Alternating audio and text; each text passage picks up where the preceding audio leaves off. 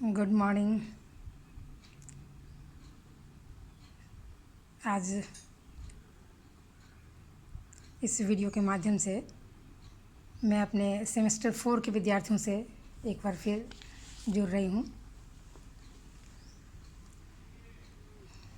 आप लोगों के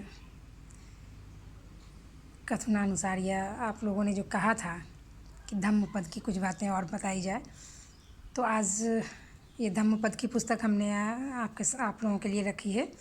इस पुस्तक को आप लोग ज़रूर लें और इसमें बहुत ही हल्के से, बहुत अच्छे ढंग से पूरे श्लोक का वर्णन है और इसे आप ज़रूर पढ़ें।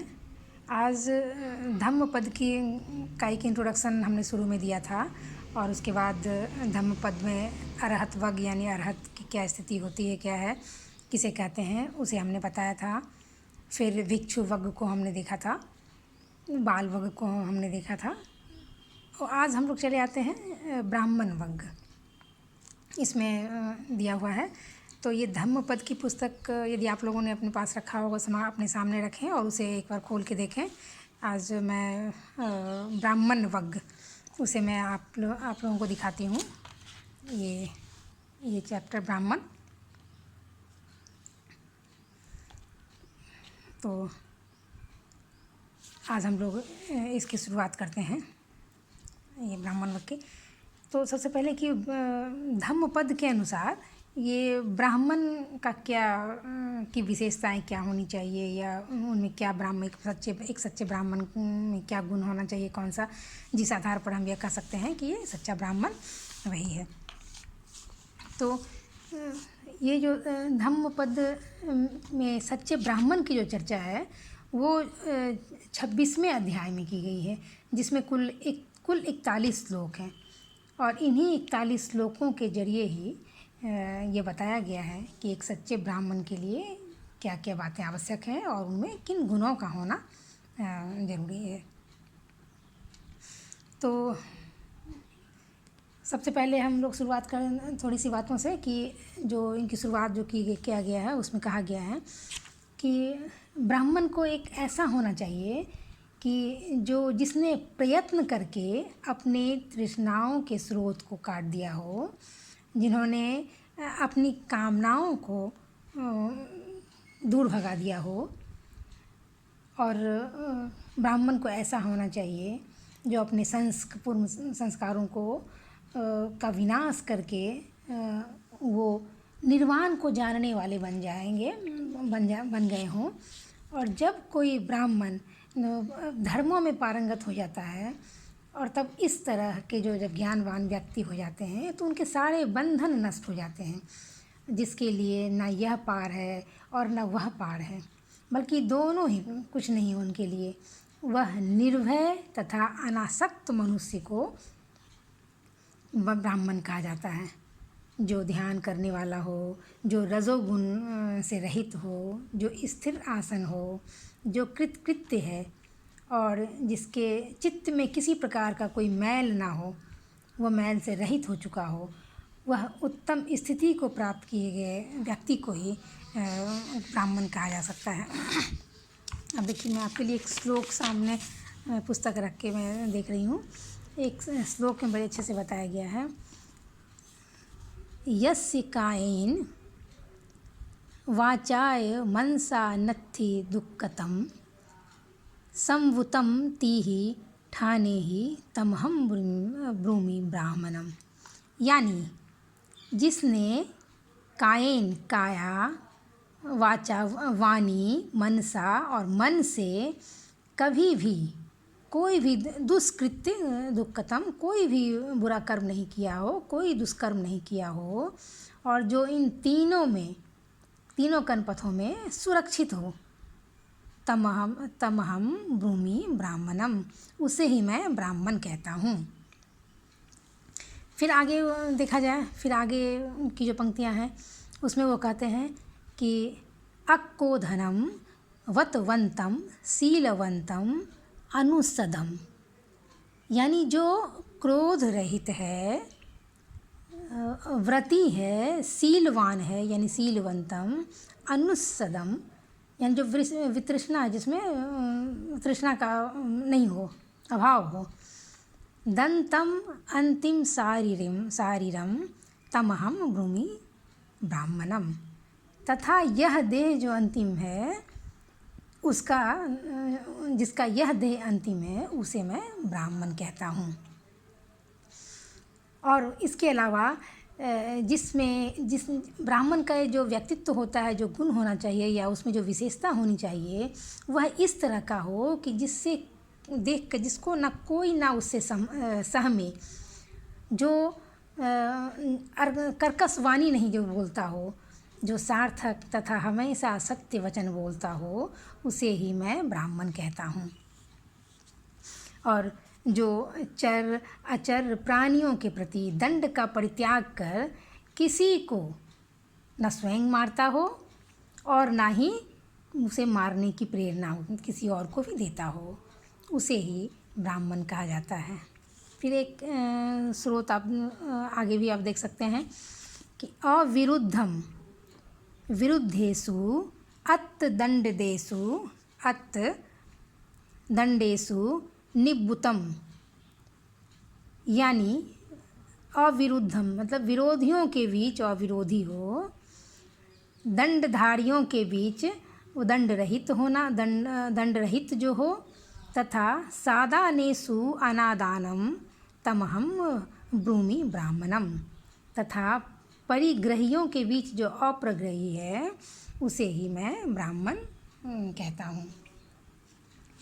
और फिर कहते हैं कि जो ब्राह्मण वो है जो दिन में तपता है, रात्रि में चंद्रमा में प्रकाशित होता है, जो क्षत्रिय के समान तपता है, ध्यान करने वाला हो ब्राह्मण, जिसने पाप को नष्ट कर दिया हो, बहा दिया हो, वही ब्राह्मण होता है। एक सच्चे ब्राह्मण के लिए यह बात कम श्रेयस्कर नहीं है जो कि वह अपनी प्रिय वस्तुओं को भी मन से दूर कर लेता है। जिसके शरीर, वाणी और मन दुष्कृत नहीं होते, बल्कि जो हमेशा संयत होता है, वही सच्चा ब्राह्मण कहलाता है। एक आध श्लोक हम लोग और देखें आगे। वैसे तो इसमें 41 श्लोकों के माध्यम से एक सच्चे ब्राह्मण के गुणों को बताया गया है। तो इनमें कुछ श्लोकों को हम ज़रूर आप लोगों को आपके समक्ष रखना चाहेंगे। जैसे ये है, ना जटाही ना गोतेन ना जच्चा होती ब्राह्मणों। यानी न जन्म के कारण, न गोत्र के कारण, ना ही जटा धारण के कारण ही कोई ब्राह्मण होता है। यानी जो बड़े बड़े बाल रख लेता है या जटाधारी बन जाता है तो लोग कहते हैं कि ये ब्राह्मण हो गया। तो ऐसी कोई बात नहीं है। मतलब कि ना जो जन्म के कारण, ना ही गोत्र के कारण, और जो ना जटा के कारण ही ब्राह्मण होता है। यम ही सच्चम च धम्मो च सो शुचि शौच ब्राह्मणों। जिसमें सत्य है, जिसमें धर्म है, धम्मो, और वही पवित्र, शुचि पवित्र, और वही ब्राह्मण है।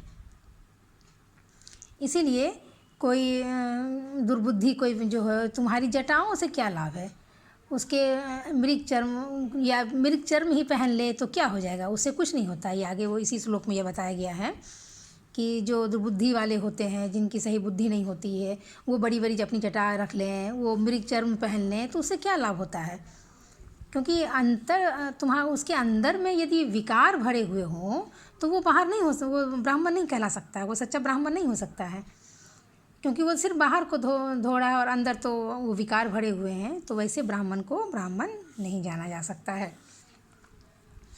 इसीलिए वो कहा गया है कि जिसने तप में और ध्यान में अपने आप को रमा लिया हो, जिसने पाप को बहा दिया हो, ब्राह्मण वही होता है। और जो सच्चा ब्राह्मण होता है वह, उसके लिए यह बात बिल्कुल श्रेयस्कर नहीं होता है कि वो प्रिय वस्तु के वो नज़दीक रहे या कुछ रहे, बल्कि वह तो प्रिय वस्तु हो या जो भी हो, उसे अपने आप को उससे उन वस्तुओं से दूर कर लेता है। जिसके शरीर, मन और वाणी बिल्कुल मतलब परिष्कृत होते हैं, ये कह सकते हैं आप, जिसके परिष्कृत होते हैं और जो हमेशा संयत होता है, उसे ही ब्राह्मण कहा जाता है। और कोई भी ब्राह्मण ये जो है जो वन में अकेला ध्यान करता हो, ये भी ब्राह्मण का गुण है, वह सच्चा ब्राह्मण कहलाने के योग्य होता है। केवल ब्राह्मण माता से ही उत्पन्न हुआ व्यक्ति ब्राह्मण नहीं कहलाता, को नहीं कहा सकता। वह संग्रह करने वाला होता है। और ब्राह्मणों का स्वभाव निडर होना चाहिए, उन्हें क्रोध आदि से दूर होना चाहिए। अब इसके आगे देखिए एक श्लोक हम लोग फिर पढ़ते हैं कि ना चाहम ब्राह्मणम ब्रूमि योनिजम मत्ति संभवम, यानी केवल ब्राह्मण माता पिता के जन्मे व्यक्ति को ये ब्राह्मण नहीं कहा जा सकता है। भोवादि नाम सो होती चे होती सकिंचनो, वो लोग उसे भो जी कह के पुकारेंगे, परंतु जो अकिंचन यानी पूर्व संग्रह रहित है, अकिंचनम अनादानम तमहम ब्रूमि ब्राह्मणम, यानी जो अकिंचन है यानी पूर्व संग्रह, जिसने किसी तरह का संग्रह से रहित है, और जो अनादान मतलब कि कुछ नव संग्रह मतलब कि कुछ नया संग्रह करने का सोच रहा है, वो भी नहीं करने वाला हो, तमहम ब्रूमि ब्राह्मणम, उसे ही मैं ब्राह्मण कहता हूँ। और कहने का अर्थ है कि जो ना पूर्व में ना अब बाद में या जो न बीच में, जिसका कोई परिग्रह नहीं हो, यानी जिसने कुछ जमा नहीं किया हो, उस अकिंचन और अनादान पुरुष को ही ब्राह्मण कहा जाता है। आगे की पंक्तियों से ये मतलब होता है। और जिसमें कहीं भी तृष्णा रूप नहीं है, और जिसने तत्व को जानकर जिसने अमृत में डुबकी लगा ली हो, उसे ही मैं ब्राह्मण कहता हूँ। ये सब ये सारे श्लोक हैं जिसमें ब्राह्मण के गुणों को बताया गया है।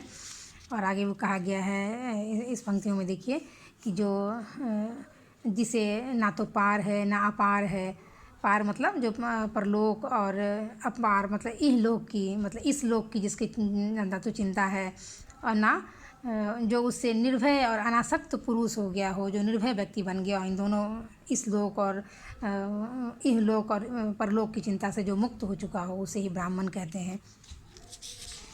और आगे की पंक्तियों में फिर हम देखें, इसमें लिखा हुआ है कि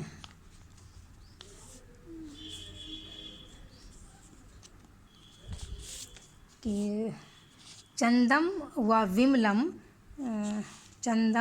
विमलम शुद्धम विस्पन्न मनाविलम, यानी चंदम जो चंद्रमा के समान, विमलम निर्मल और शुद्ध हो, जो अकर्दम यानी जलाशय के समान, अकर्दम मतलब होता है जलाशय के समान हो, जिसका नंदी भव प्राप्त हुआ हो। नंदी भव मतलब उस प्रच्छिन्न नंदी भव, यानी जिसका नंदी भव समाप्त हुआ है, ऐसे व्यक्ति को मैं ब्राह्मण कहता हूँ।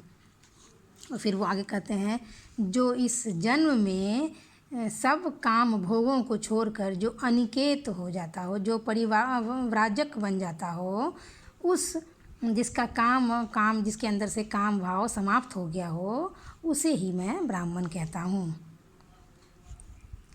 यानी जिसने इस जन्म में तृष्णा को छोड़ अनिकेत हो गया हो, और परिवारजक जो घूम कर अनाज मांग कर जो अपना जीवन चला रहा हो, किसी चीज़ से मोह को त्याग दिया हो, जिसका यानी तृष्णा भाव समाप्त हो गया हो, उसी तमहम ब्रूमि ब्राह्मणम, उसे ही मैं ब्राह्मण कहता हूँ। फिर आगे की पंक्तियों में देखिए लिखा हुआ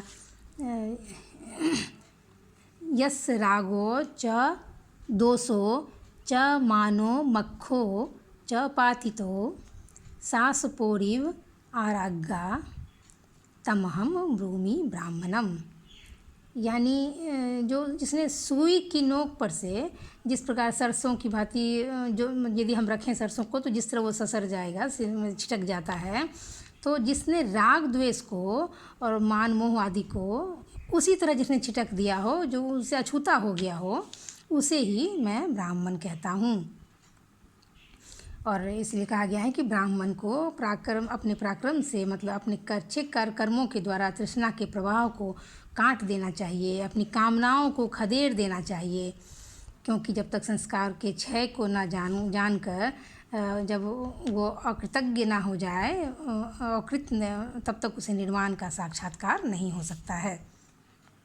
इसीलिए एक ब्राह्मण में जो गुण होना चाहिए उसमें यह कि उसे गंभीर होना चाहिए, उसे प्रज्ञावान होना चाहिए, उसे मेधावी, मार्ग और अमार्ग का ज्ञाता होना चाहिए, तथा जो उत्तम रास्ते को चल दिया हो, यानी निर्वाण को जो पहुंच जाता हो, पहुंचने का रास्ता जिसने चुन लिया हो, उसे ही ब्राह्मण कहा जाता है।